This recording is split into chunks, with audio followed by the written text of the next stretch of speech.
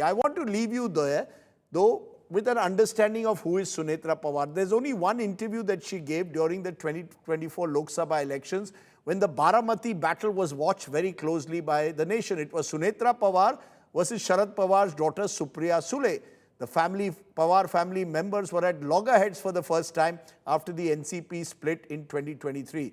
That's when I spoke to Sunetra Pawar. Listening to that conversation, we wish the new Deputy Chief Minister of Maharashtra well, and we'll wait to see what's the next twist in the Maharashtra power game. Thanks for watching. First attempt at politics, are you enjoying it? मैं enjoy कर रही हूँ।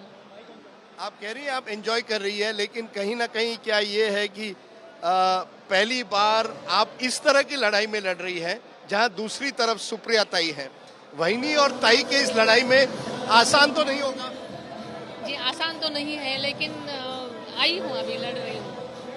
लेकिन ये तो लोगों ने हाथ में ली हुई लड़ाई है।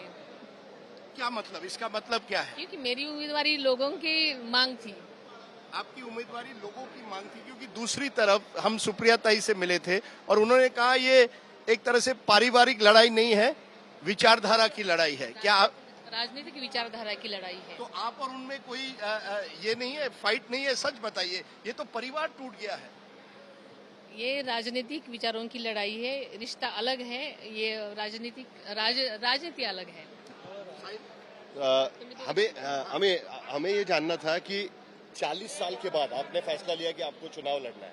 40 साल तक आप अजीत दादा के साथ में, 40 साल से करीब करीब आपकी शादी को हो चुका है। 40 साल के बाद आपको ऐसा क्यों लगा कि आपको चुनाव में उतरना है, खुद उम्मीदवार के तौर पर? दादा ने जब ये अलग भूमिका ली और मुझे लगा कि दादा के साथ होना चाहिए, और वो मैंने राजनीति में आने का विचार किया। जो दादा पर आरोप लगे कई बार, उसके बाद आपको लगा नहीं कि राजनीति से, मतलब दादा खुद कई बार बोल चुके हैं कि राजनीति से उनका मन ऊब चुका था, आपने देखा कि वो कई बार इमोशनल भी हो चुके थे, आपका रिएक्शन उस पर क्या था?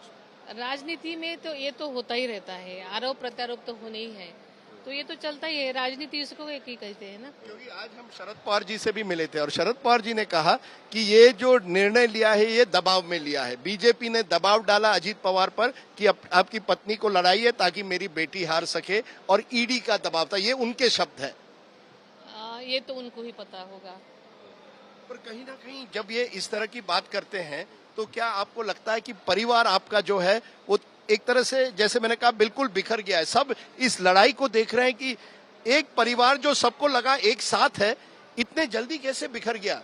इतने सालों तक तो ऐसा लगा था शरद पवार जी और अजीत पवार एक साथ हैं, अब अलग अलग पक्ष बन गए, इतनी कटुता आ गई, इतनी एक दूसरे के खिलाफ इतनी बिटरनेस क्यों? ये बिटरनेस है, कटुता है, या ये पॉलिटिकल? मुझे लगता है ये जो है ये राजनीति की लड़ाई है। राजनीति अलग है, रिश्ता अलग है। राजनीति में रिश्ता लाना बुरी बात है, मुझे लगता है, दुर्दैव आप बीच में भावुक हुई थी जब आप कहा गया कि आप बाहर से आई हुई है, पवार वर्सेस सुले लड़ाई में हमने देखा कि आपने एक रिएक्शन दिया, आप काफी भावुक हो गई थी। क्या हो गया था जिसकी वजह से आपको ऐसा लगा कि ये बात सही नहीं है? नहीं, मुझे इसका आंसर नहीं देना। तो कोई दबाव नहीं था? कोई दबाव, जब आपने ये निर्णय लिया आज इतने दिनों के बाद सोचकर कभी सोचती है ये कहाँ मैं फंस गई?